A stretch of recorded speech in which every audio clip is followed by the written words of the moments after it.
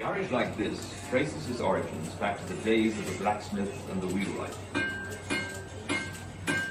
Some were originally involved in carriage building, and along with the blacksmith and agricultural engineer, easily adapted their trade to handle this new form of transport, the motor car. When cars first appeared over 100 years ago, they were owned by local dignitaries who employed chauffeurs to drive and maintain them. Petrol was sold by the hardware shop of the local blacksmith, who also, on occasions, helped the chauffeur with repairs. Road regulations were then rather lax, and without the MOT test, car owners often allowed their tires to wear through the canvas before replacing them.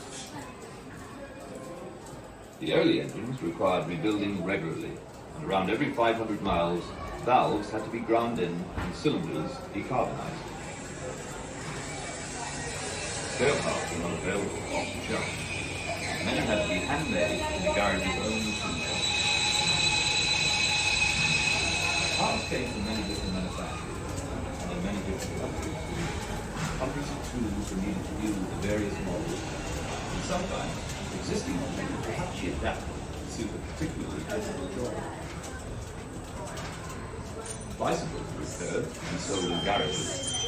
This was a throwback in the great Victorian cycling era.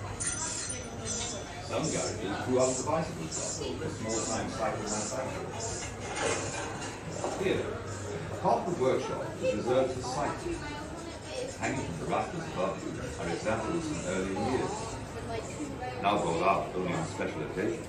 Garage owners could turn their hand to almost anything, and would often have a hire car available for formal occasions. When not on hire, it served as a taxi. Many country garages ran a local bus service, taking villagers into town or to the station. This garage has an ancient breakdown lorry converted from a taxi, used to bring in cars that have broken down. At the rear of the garage, you can see the breakdown lorry and a badly crashed bull-nose Morris. They would not be able to repair such a car here, and it would probably have remained out back, slowly being stripped for spare parts. The wartime scrap drive would soon seal its fate. The onset of war in 1939 was a turning point for a country garage such as this.